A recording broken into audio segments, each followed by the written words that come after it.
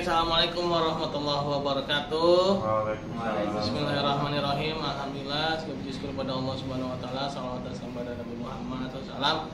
Ya baik, sebelumnya terima kasih ya pada teman-teman semua yang telah hadir ya pada pertemuan yang kedua ini ya, yang sebelumnya kita di bawah.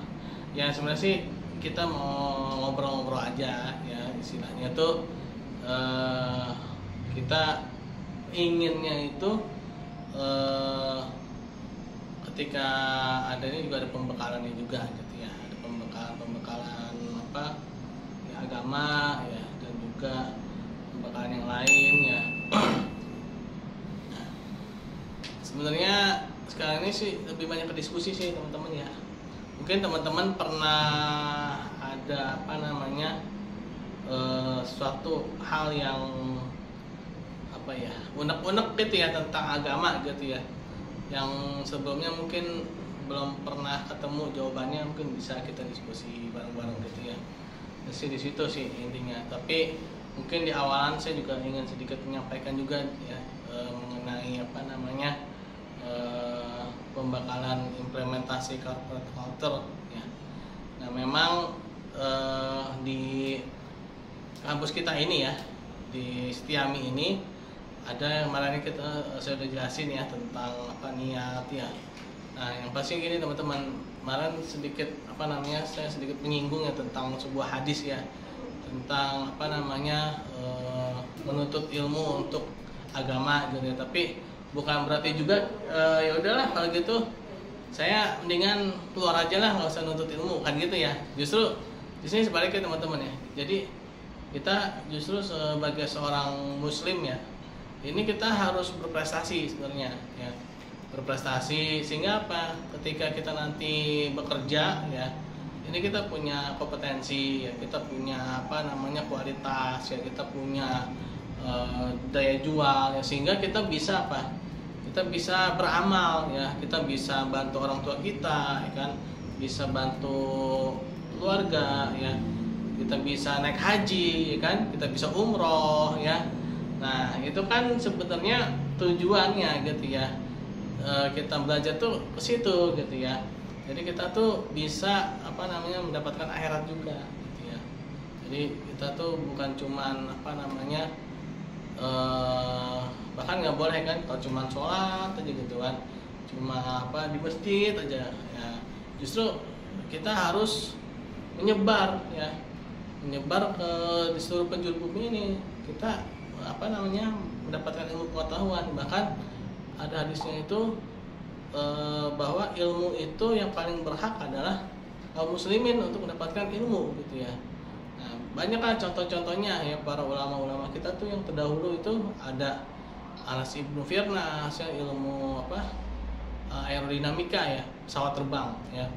Nah, jadi tuh sebelum barat itu dia punya teknologi ya, orang Islam itu sebenarnya udah punya teknologi, dan bahkan teknologinya pun lebih bagus gitu ya. Kenapa? Ada semacam pemikiran gimana caranya lingkungan ini nggak rusak gara-gara teknologi gitu kan. Nah, jadi ketika teknologi itu berkembang, bukan cuma apa mikirin profit doang gitu ya, bukan cuma mikirin yang penting ininya bisa maju gitu ya, bisa apa namanya bisa mudah, tapi juga dipikirkan apakah ini merusak lingkungan, apakah bisa memberikan efek yang buruk gitu kan. Nah, jadi tuh ada efek-efek yang seperti itu gitu ya. Nah bagi kita nih ya dari sekarang nih ya, Masya Allah. Nah, oke kita lanjut. Jadi gitu ya teman-teman ya, yang kita mulai dari hal-hal yang sederhana ya, hal-hal yang sederhana itu ya dari inilah ya, bagaimana adab sehari-hari ya. Ternyata itu semua ngebentuk ya teman-teman ya. Bahkan para ulama-ulama kita itu ya, yang terdahulu itu mereka lebih lama belajar adabnya ya daripada belajar ilmu ininya ya. Ada kalau nggak salah Imam At-Tabari ya, dia itu belajar adabnya itu 40 tahun, dan dia belajar ilmunya itu baru belajar ilmunya itu 20 tahun ya. Nah Jadi mereka itu justru ketika belajar adabnya itu lebih lama ya, belajar adabnya itu lebih dalam gitu ya. Nah sekarang kan kita bisa lihat nih ya, kita bisa apa namanya ya, kondisi sekarang lah ya, kalau dibilang orang pinter ya, kita nih nggak kekurangan orang pinter gitu ya, apalagi kan apa, jadi orang pinter tuh sekarang gampang ya, tinggal minum. Orang jujur. Nah orang jujur ya, Orang jujur. karena orang jujur yang kurang. Nah jadi kita dari apa namanya, dari semenjak ini nih ya, mengenyam pendidikan ini ya, ini harusnya kita juga pelajarin bagaimana adab-adab ya.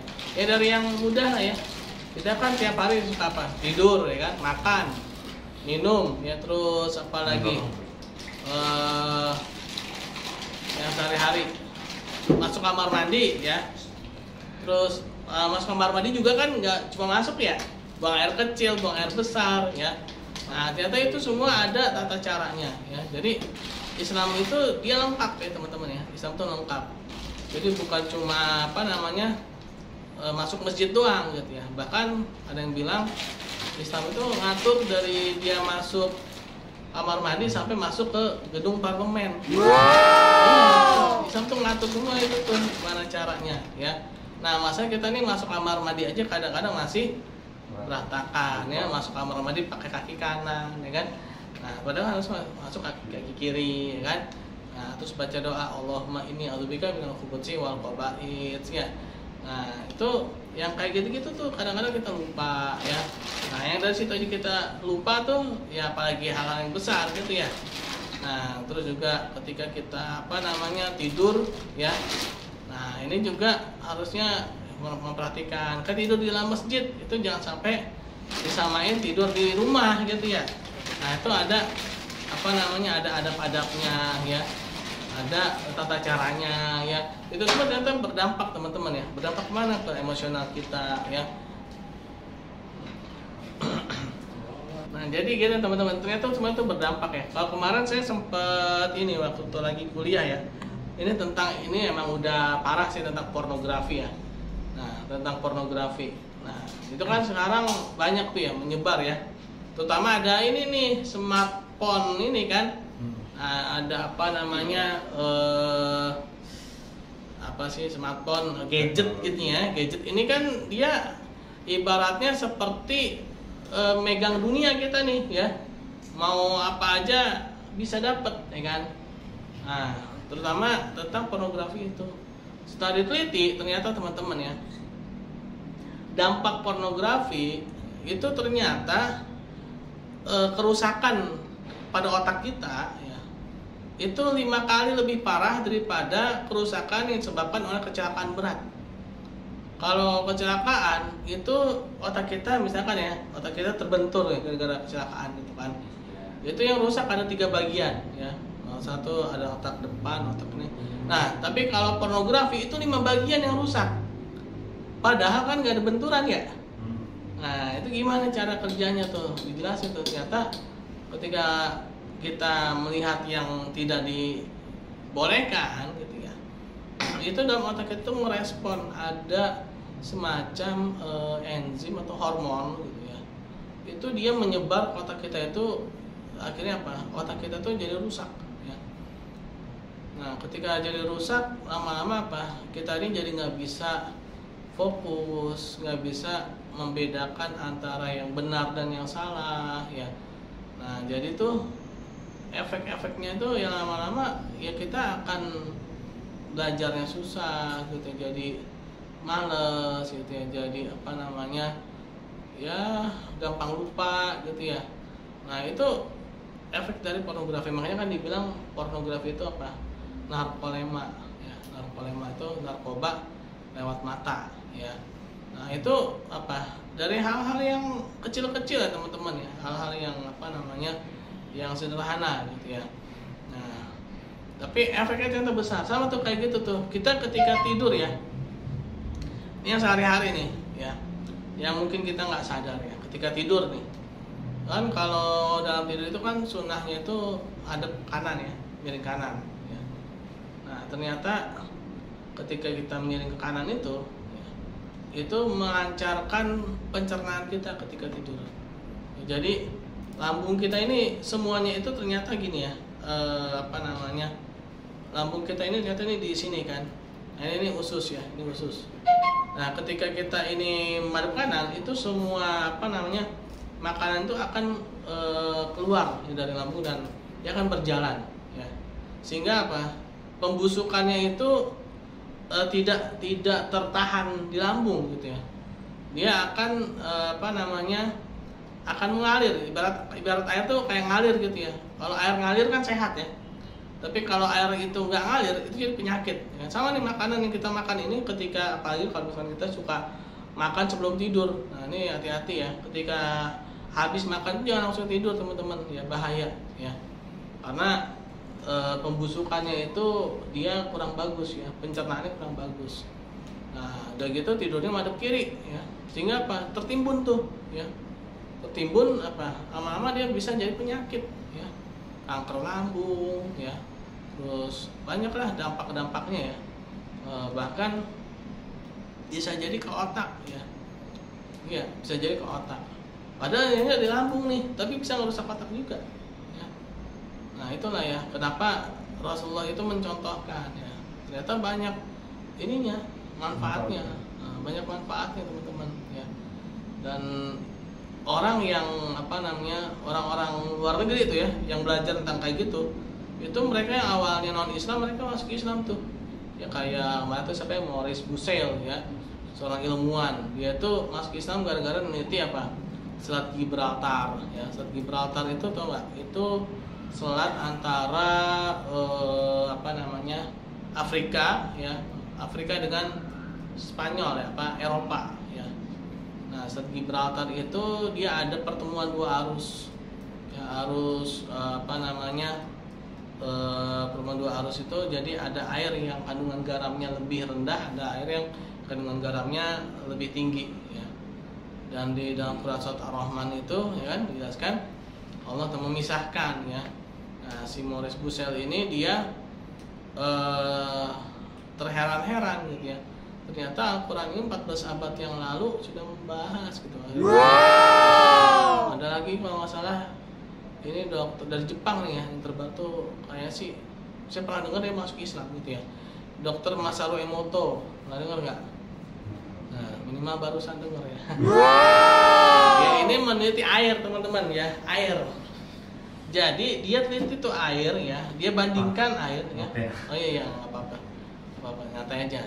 Nah air itu diteliti sama dia, ternyata air yang dibacain doa ya sama air yang nggak dibacain doa itu beda kristalnya. Itu diteliti pakai mikroskop berapa kali, puluh kali itu ya ketajaman itu. Ternyata air yang dibacain doa itu dia jadi bagus kualitasnya ya dibandingkan dengan air yang nggak dibacain doa. Dan bahkan air yang dekat dengan barang-barang elektronik ya, terus juga air yang dideketin dengan lagu-lagu yang keras gitu ya, itu rusak kandungannya. Wow. Kandungan air itu rusak. Nah jadi manusia ya ini kan tubuhnya ini hampir, kalau apalagi kalau anak kecil ya, kalau nggak salah tuh saya pernah lihat bayi itu 70% itu air ya kalau saya bayi ya. Saya pernah lihat di buku biologi. Nah makanya kan seorang anak kecil itu ya kalau dibentuknya kan lebih gampang ya kan. Kenapa? Karena dia kandungan airnya masih lebih tinggi ya. Makanya kalau punya anak kecil atau mungkin punya adik yang masih kecil tuh harus dijaga tuh ya. Kenapa? Karena dia gampang dipengaruhi ya, gampang dibentuk. Kenapa? Karena dia kandungan airnya masih tinggi ya. Nah, dibacain doa apa itu kan dia masuk semua tuh ya. Nempelnya tuh lebih gampang ya. Lebih gampang. Nah, itu banyak ya teman-teman ya bukti-bukti ilmiah ya dari dari Islam ini ya. Ya, padahal dari hal-hal yang sepele lah gitu ya. Dari hal-hal yang istilahnya itu kita tuh setiap hari itu mungkin melakukannya tapi kita nggak sadar ya kan. Terus bagaimana cara makan ya, terus juga bagaimana kita mencicipin makanan ya, awal kali makan itu semua ternyata ada pengaturan dalam Islam ya. Makanya kan dalam Islam itu ini ya dia kalau di sekolah-sekolah itu namanya itu sekolah tinggi ya, atau institut agama, universitas agama gitu ya. Tapi kalau yang di luar Islam kan biasanya apa? Ya universitas teologi ya kan, sekolah tinggi teologi ya, terus institut teologi ya. Tahu nggak kenapa bisa kayak gitu, bisa beda gitu ya? Karena gini, bisa beda. Kalau yang Islam ya, institut agama Islam, universitas Islam gitu kan, agama Islam gitu ya. Karena memang dia itu mengatur semuanya teman-teman ya. Islam itu mengatur semuanya. Bukan hanya mengatur masalah ketuhanan ya. Kenapa kalau di luar agama Islam itu dia teologi namanya? Karena dia hanya mengatur masalah Tuhannya aja ya. Tapi bagaimana implementasinya ya, itu nggak ada ya. Implementasi contohnya gitu. Kalau kita kan ada Rasulullah ya kan, bagaimana Rasulullah makan, bagaimana Rasulullah tidur, bagaimana Rasulullah masuk kamar mandi, bagaimana Rasulullah menunggang kuda, semuanya ada, masuk kendaraan, semuanya ada ya kan. Makanya jadi sebuah agama gitu ya. Nah, jadi seperti itu teman-teman ya. Mungkin ini apa, ada yang mau ini kan diskusikan. Boleh nih. Mungkin ada yang di luar tema nggak apa-apa ya, misalkan Pak saya pernah lihat ini gitu. Mau bertanya? Ya mungkin pernah lihat sesuatu yang kayaknya kok janggal gitu ya. Ini kalau agama gimana nih gitu ya? Yang ini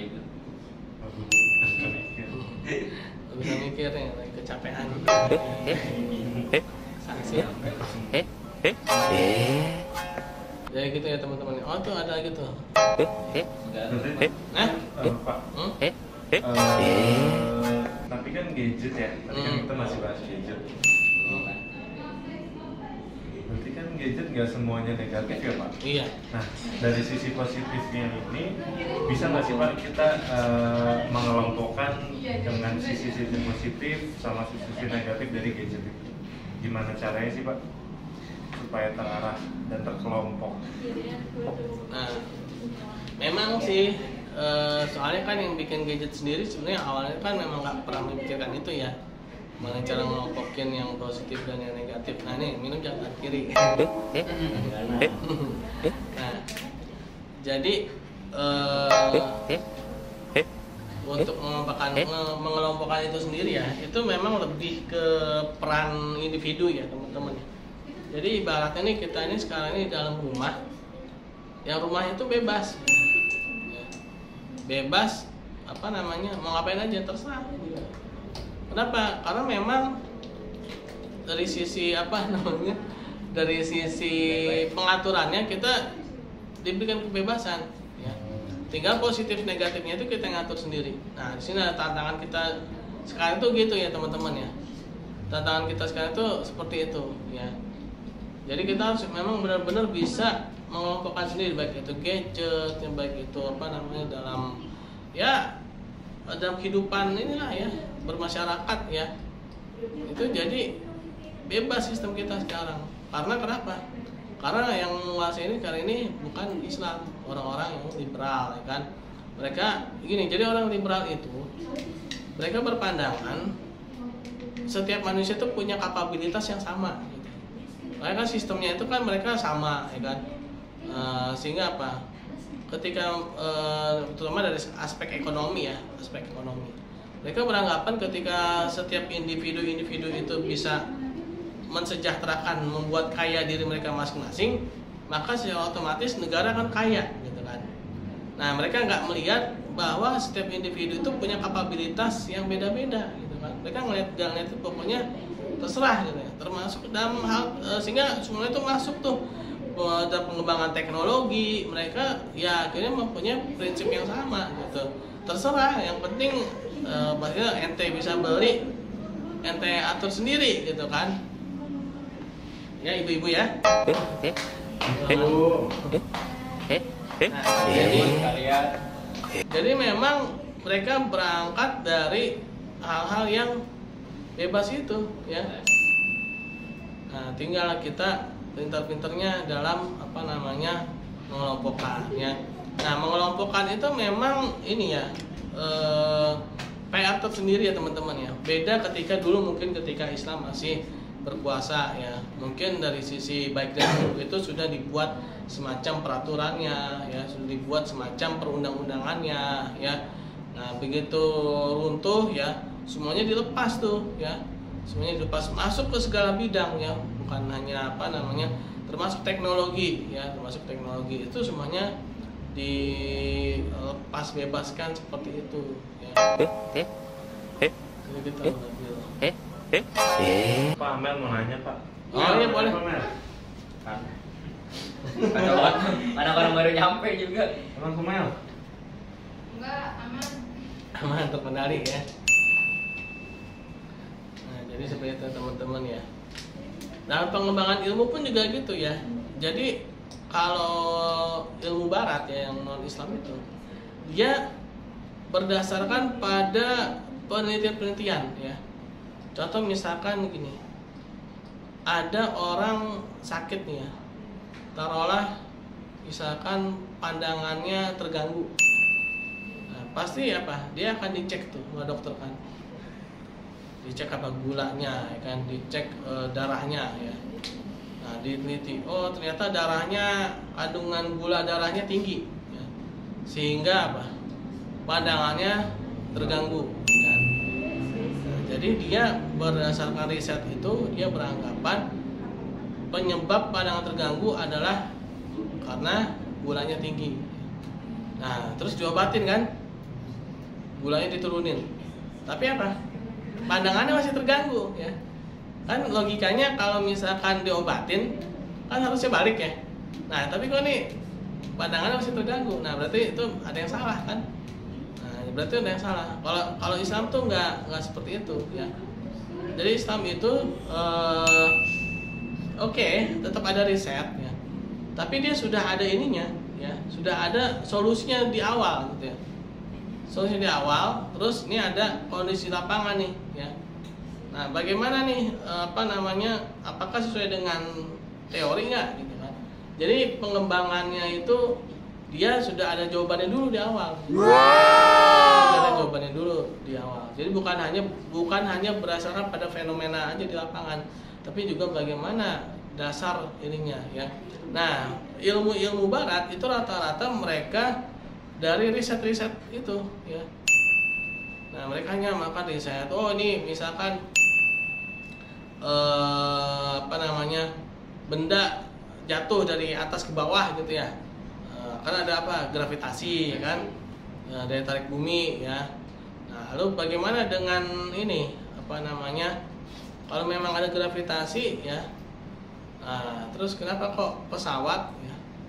Itu kalau dia bisa terbang gitu kan. Padahal beratnya pesawat itu lebih berat daripada kita kan. Kenapa kita kok nggak bisa terbang kan? Tapi pesawat kenapa bisa terbang ya? Nah, seharusnya lebih lanjut tuh ya. Nah, karena ada gaya dorong segala macem gitu kan. Gaya dorong segala macem ya. Nah, tapi kalau Islam tuh sebenarnya banyak ya teman-teman ya yang mengungkap tentang teknologi dalam Islam tuh banyak. Sayangnya kita ini sekarang minim ya. Ya nggak usah yang tinggi-tinggi lah, yang sederhana yang setiap hari ya. Dimulai dari yang kecil-kecil gitu ya, misalkan attitude ya, terus juga bagaimana adab sehari-hari ya, bagaimana kita makan pola dengan cara Rasulullah ya. Nah, ini juga banyak yang belum kita ketahui ya kan ya, cara makan kadang-kadang kita lupa ke tangan kiri ya kan. Nah, terus juga kadang-kadang kita nih sering banget nih ya makan buah tuh belakangan ya kan, padahal sunahnya itu buah itu duluan ya. Nah, pencuci mulut ya kan, kadang kita bilang buah tuh pencuci mulut, salah tuh ya. Seharusnya makan buah itu kita duluan ya. Kenapa? Karena daya busuk buah itu sama makan yang kita makan, terutama daging ya, daging terus apalagi nasi ya, buah itu lebih cepat busuknya daripada daging ya, daripada yang lainnya. Sehingga kalau kita makan buah belakangan itu sebenarnya bahaya. Kenapa? Karena dia udah busuk duluan di atas nih, yang di bawahnya belum busuk ya.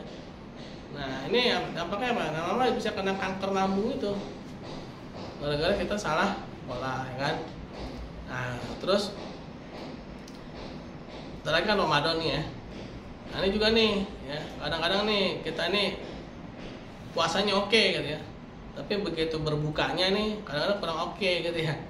Nah, langsung apa namanya, sambal ya kan, oh apalagi gorengan ya. Kadang-kadang sampai ada yang bilang gini, kurma tuh sunnah, gorengan wajib kan. Nah ini padahal bahaya tuh ya, apalagi sambal. Nah jadi ketika kita puasa itu lambung kita tuh mengkeret teman-teman ya, mengecil gitu kan. Wow. Gimana caranya nih lambung ini biar bisa ngembang lagi? Caranya itu Rasulullah contohin, makan kurma ya. Makan kurma 3 butir ya. Nah, apalagi katanya kalau 3 butir itu jadi obat ya. Nah, dia akan apa? Dia akan ngembang lagi tuh ya. Ketika kita makan kurma itu 3 butir itu dia akan ngembang lagi. Kalau nggak ada kurma kan suruh minum air putih ya. Nah ini hati-hati tuh yang suka apa tuh nyantumin berbukalah dengan yang manis-manis. Ternyata tuh nggak ada hadisnya tuh, ya, nggak ada tuh, itu riwayatnya itu tuh ya. Nah ternyata itu nggak ada teman-teman. Kan sebenarnya ada tuh ya orang apa habis buka puasa langsung minum yang manis-manis, apa akhirnya apa begitu sholat dia bukan ngantuk, ada sampai meninggal.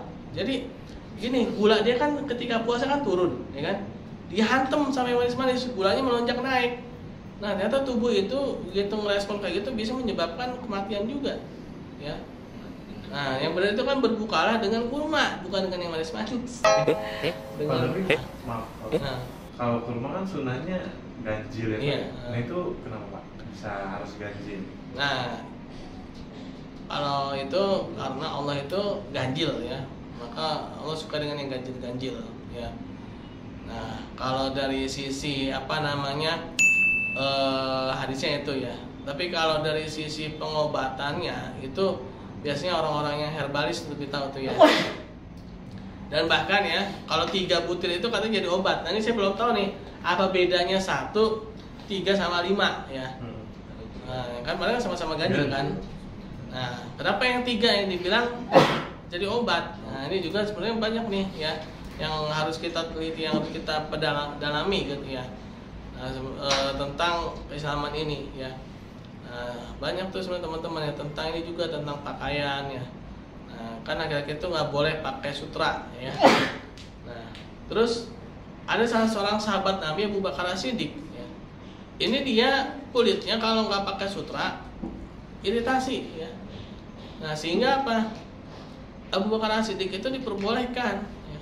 Nah yang jadi pertanyaan, apakah orang yang punya kulit iritasi selain oh iya, apakah orang yang punya kulit iritasi seperti Abu Bakar As-Siddiq itu boleh pakai sutra, atau hanya Abu Bakar As-Siddiq saja yang boleh pakai sutra? Itu kan jadi itu ya, apa namanya, kajian juga ya kan. Iya. Nah kira-kira itu karena iritasi jadi boleh pakai sutra yang buat laki-laki ya, atau hanya kasusnya Abu Bakar As-Siddiq radhiyallahu anhu aja ya. Nah itu juga harus, ini tuh banyak sebenarnya PR kita nih tentang Islam ini sebenarnya banyak ya. Tapi yang pasti gini teman-teman ya, kita ketika menjalani hukum agama ini selama kita belum tahu alasannya, udah sami'na wa ata'na aja gitu ya. Insya Allah itu pasti adalah efek bagusnya tuh ada gitu ya. Karena jangan sampai kita itu kejadian itu kayak Bani Israel dulu ya, disuruh motong sapi ya kan, ada kasus pembunuhan nih, disuruh motong sapi ya kan sama Nabi Musa ya. Untuk mengungkap siapa pembunuhnya maka potonglah seekor sapi ya. Nah ternyata Bani Israel ini ngeyel gitu ya. Ngeyel itu apa sih istilahnya? Mudah-mudahan terus dia bikin ribet sendiri. Sapinya kayak gimana Musa ya? Terus sapinya tuh kayak gimana, banyak pertanyaan lah pokoknya. Akhirnya apa? Gara-gara pertanyaan mereka sendiri, mereka jadi ribet sendiri, ya kan? Awalnya Allah itu nyuruh tuh potonglah seekor sapi. Mau sapi yang kayak gimana aja, ya itu bisa sebetulnya, ya.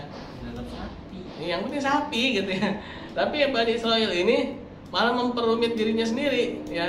Ditanya detail ya. Akhirnya apa? Akhirnya jadi merujuk ke satu sapi aja gitu kan, yaitu sapi yang nggak pernah dibajak, yang kulitnya masih bagus, warnanya kuning langsat, ya kan. Nah itu kan gara-gara apa? Gara-gara dia sendiri kan. gara-garanya nggak mau samina watona apa.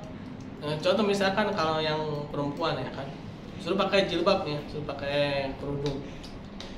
Kalau kayak kerudung kan panas-panas, ntar kulit jadi ini dong apa, terus takutnya ntar korengan, kan?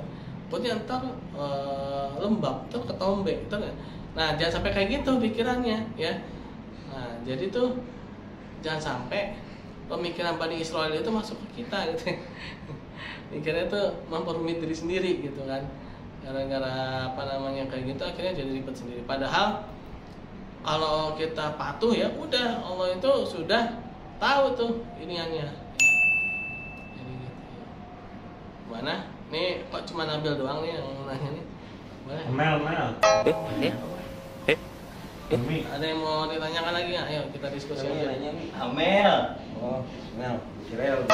Mel. Kenapa saya baru duduk? Tanya. Ada yang ini di jalan gedungel aja.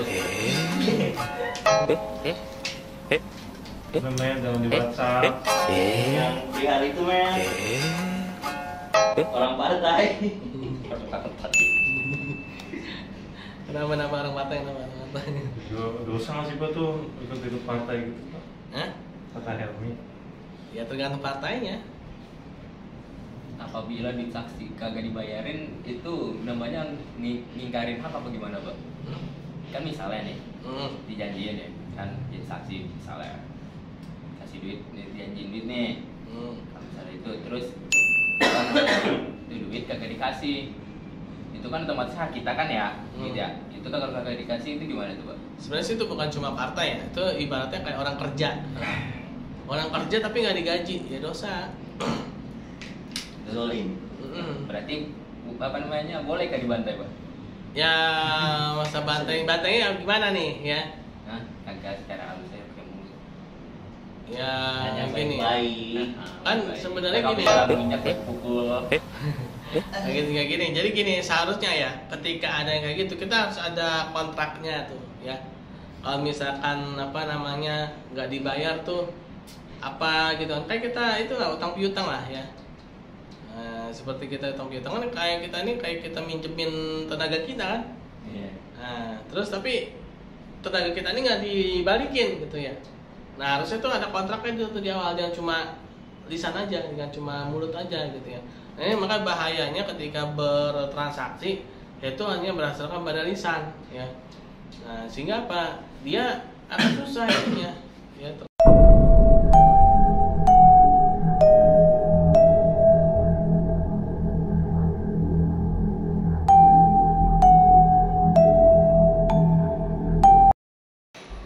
Halo, assalamualaikum warahmatullahi wabarakatuh teman-teman. Mohon maaf ya videonya terpotong karena kamera HP-nya nggak kuat merekamnya ya. Nah ini kita lanjutin lagi, tapi ini lagi bicara tentang para sahabat Nabi Muhammad SAW. Yuk ikutin lanjutannya. Nah jadi gitu ya teman-teman ya. Nah ini kita sambung lagi ya. Mereka itu bukan berarti juga orang yang hanya beribadah sholat aja, enggak ya, mereka juga bermuamalah ya, mereka juga apa namanya bertransaksi ya. Nah, mereka juga melakukan apa namanya jual beli ya, tapi lagi-lagi ya itu semua bukan tujuan mereka. Bahkan ada itu ya kisahnya lagi, saya banyak kisah nggak apa-apa ya.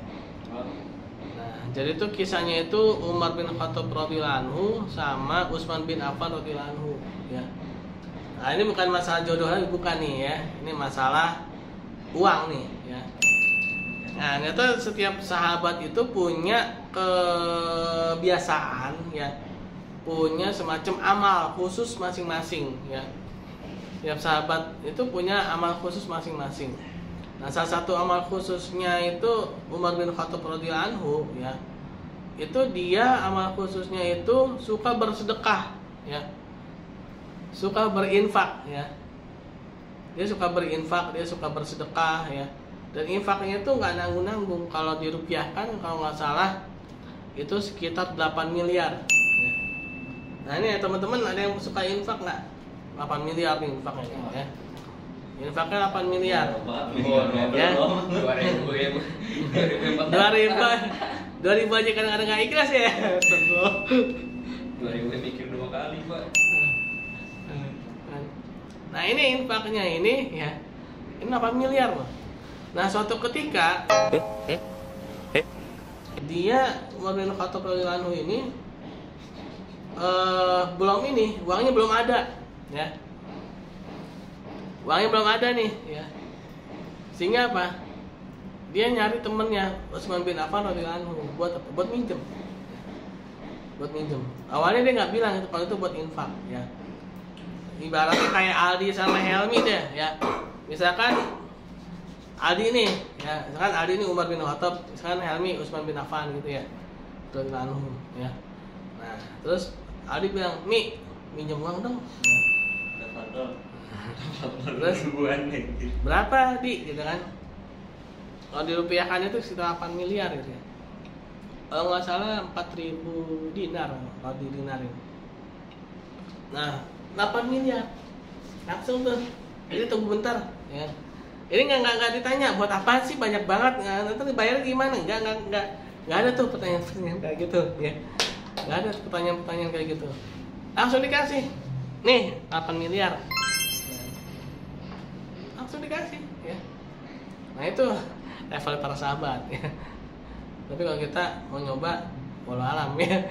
Pertama uangnya ada apa enggak ya kan. Yang kedua, nah ini ya keimanannya ya. Udah tuh. Begitu besoknya baru nih Utsman bin Affan radhiyallahu anhu itu nanya ke Umar bin Khattab radhiyallahu anhu. Kemarin minjem buat apa sih? Bayangin lah teman-teman ya. Ini minjem kita kadang-kadang ngejangkan 8M ya. Kadang-kadang baru 80.000 aja tuh udah ditanya macam-macam. Oke, baru nanya 8.000 deh ya. Buat apa sih? Buat ongkos. Kok bisa lupa sih bawa duit gitu. Itu belum ngasih tuh. Tapi pertanyaannya udah berderet. Nah, ini udah dikasih nih, besoknya baru nanya. Oke, kemana buat apa minjem gitu kan. Cerita tuh Umar bin Khattab ya kan. Jadi gini, saya punya kebiasaan. Jadi kebiasaan saya tuh suka berinfak. Itu 8 miliar kalau dirupiahin ya. 8 miliar ke Baitul Mal gitu kan. Jadi kemarin itu ada tanggal saya jatuh tempo untuk berinfak. Tapi ternyata uangnya belum turun. Nah, gitu dengar kayak gitu, Utsman bin Affan langsung bilang gini, kalau memang itu buat infak ya udah saya udah ikhlasin.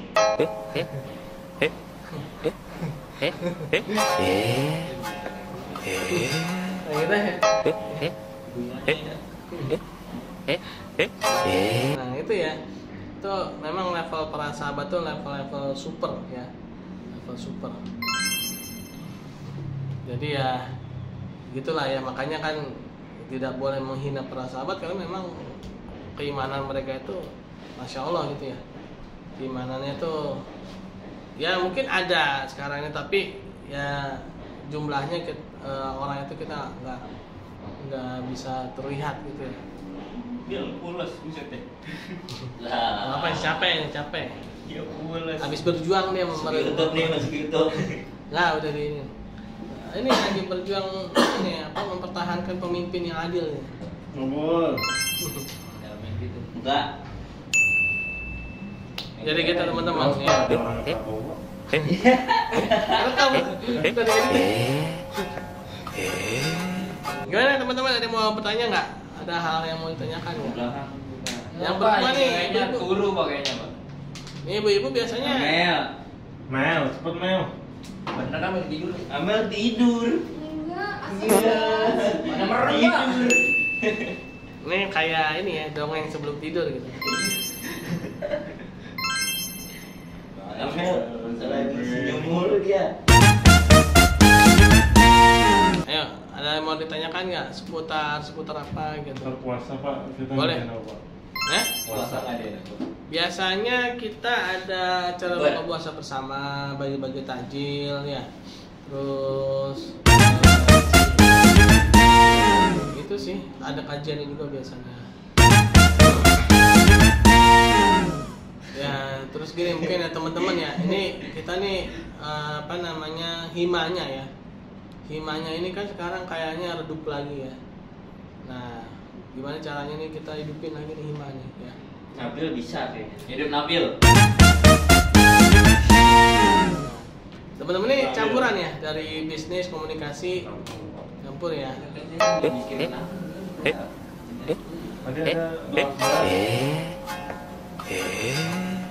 Nah, biasanya yang aktif di organisasi ini biasanya gampang jadi pejabat biasanya. Kenapa? Karena mereka itu tahu berorganisasi kan.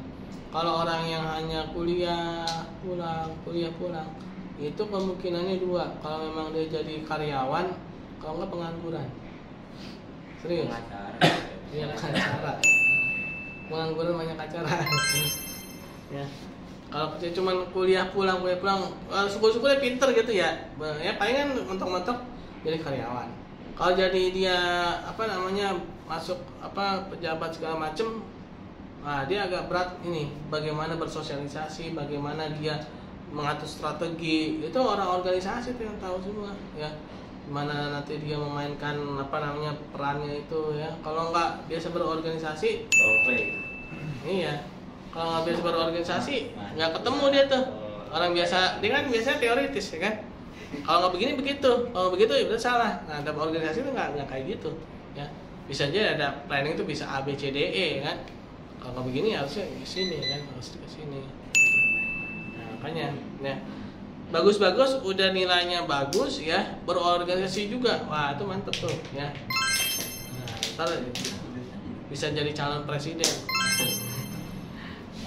jadi profesor doktor ya kan, tapi juga matang juga dalam berpolitik, wah itu keren lah ya. Jadi gitu.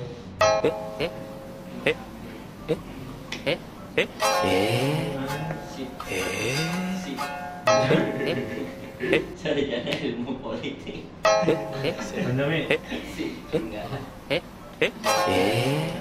Mana? Tadi mau ditanyakan? Jadi teman-teman ya.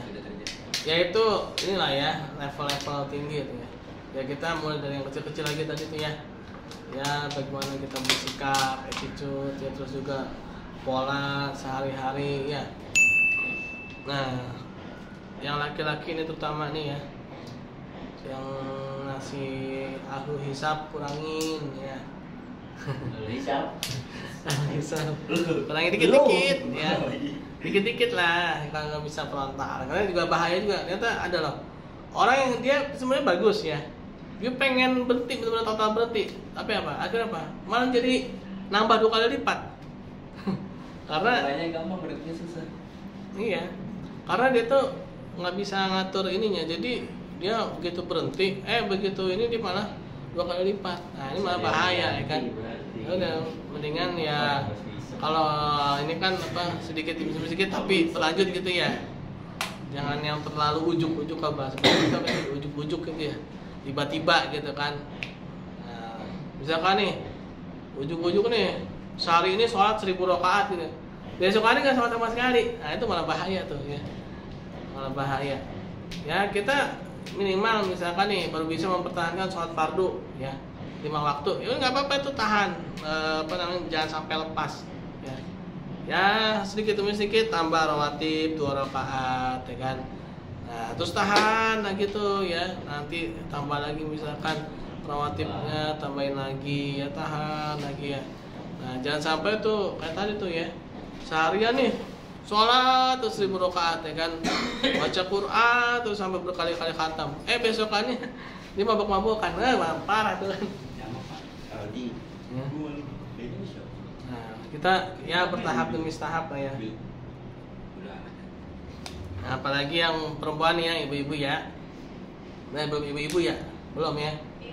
Nah yang perempuan nih biasanya Amel. Godaannya tuh lebih ini loh, malah lebih berat ya perempuan tuh. Godaannya apa? Apalagi masih muda kan. Apa tuh godaannya? Begitu ngaca, kok gue cakep ya gitu. Kok gue cantik ya. Terus kayak kerudung. Kok gue cakepan nggak pakai kerudung sih? Nah itu ya. Nah akhirnya apa? Iya.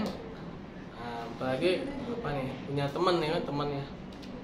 Gue nih kayaknya kalau nggak pakai kerudung kayaknya gue bisa ngalahin temen gue deh cakepnya. Tapi gue gara-gara pakai kerudung nih kayaknya cakep gue jadi kalah nih sama temen gue nih. Udah nggak usah pakai kerudung aja lah. Nah tuh yang kayak gitu tuh ya, yang apa namanya, padahal kan pakai kerudung itu ketika ini memang perintah dari Allah ya kan. Ya Allah. Nah, jadi itu cobaan itu terkadang dari hal-hal yang kecil-kecil ya. Hal-hal yang kita itu, setan itu jadi nyeret kita tuh nggak langsung jadi kafir ya, enggak ya. Tapi itu dari hal-hal yang apa namanya, sedikit demi sedikit ya. Bahkan tuh ada kisahnya tuh ya. Kisahnya itu ada seorang ahli ibadah ya. Seorang ahli ibadah itu dia digoda sama setan. Setan ini targetnya ini apa? Mengkafirkan si ahli ibadah. Caranya gimana? Nah, caranya akhirnya dia utuslah seorang perempuan ya. Dia mengutus seorang perempuan. Nah, si perempuan ini dirasukin sama dia sampai akhirnya perempuan itu jadi sakit jiwa ya. Sampai jadi sakit jiwa. Nah, si perempuan itu ketika kerasukan ya, dia bilang gini, saya ini bisa sembuh ya kalau saya dirawat sama seorang ahli ibadah. Akhirnya seluruh penduduk itu setuju untuk menempatkan perempuan itu di rumah si ahli ibadah. Nah, awalnya ya si ahli ibadah itu masih ini ya, taat gitu kan, taat. Nah, tapi yang namanya lama kelamaan kan, setahun ya, baru sampai setahun kan. Nah, si ahli ibadah mulai tuh melirik-lirik. Ya. Tuh, mana tuh ya, perempuan yang pada kesurupan ya. Oh, ternyata udah ya inilah ya apa namanya. Akhirnya apa? Akhirnya lama kelamaan timbullah rasa suka ya kan, si ahli ibadah ini terhadap si perempuan itu ya. Akhirnya sampai ini ya, sampai berzina tuh ya. Akhirnya berzina tuh si ahli ibadah sama si perempuan itu. Nah, begitu berzina ya, ternyata di situ ada saksi, ada seorang anak kecil lewat tuh lagi berzina. Nah, si ahli ibadah kan takut nih kalau dia ketahuan berzina gitu kan, anak kecil itu dibunuh sama si ahli ibadah ya. Nah, dia udah dosa berzina ya, dia dosa membunuh juga kan. Nah, itu padahal awalnya cuman gara-gara apa, si perempuan itu kan. Nah, setan tuh kayak apa, gitu dia udah ngebunuh, udah berzina, akhirnya si setan itu pun datang pada si ahli ibadah. Nah, kamu sekarang udah jadi seorang pezina dan jadi seorang pembunuh ya. Percuma kamu. Gimana caranya biar saya apa namanya, biar saya ini bisa kembali lagi? Ya kamu harus sujud sama saya, kata setan itu kan. Kamu harus sujud sama saya. Nah, si ahli ibadah itu pun akhirnya sujud sama itu setan ya. Nah, begitu sujud ternyata itu akhir ajal dia ya. Akhirnya apa? Target setan berhasil. Si ahli ibadah ini akhirnya jadi penyembah setan, jadi kafir ya, jadi penyembah setan. Nah, itulah ya, kadang-kadang tuh dari hal-hal yang kecil-kecil gitu ya. Nah, sama nih ya, kalau misalkan kita nih di rumah nih, hati-hati ya, yang punya apa namanya pembantu ya kan, pembantu perempuan ya. Kalau yang ini pembantu perempuan ya, apalagi kalau misalkan masih muda pembantunya ya. Nah, ini mungkin awal-awal kita melihatnya ya biasa aja ya. Nah, tapi lama kelamaan ya kan, apalagi kalau misalkan udah balik semua kan ini kan, udah kill balik semua kan. Baik-baik. Oke juga. Oke juga. Itu bisa ini juga, atau mungkin ya kalau ada yang punya saudara yang udah nikah gitu ya, ipar gitu kan. Nah, itu juga bahaya juga tuh ya. Dulu Ustaz Zulham itu ya pernah bilang juga, hati-hati dengan apa namanya, ada hadisnya juga tuh dengan ipar-ipar itu ya, saudara-saudara ipar itu kan, itu bisa ini juga, hati-hati.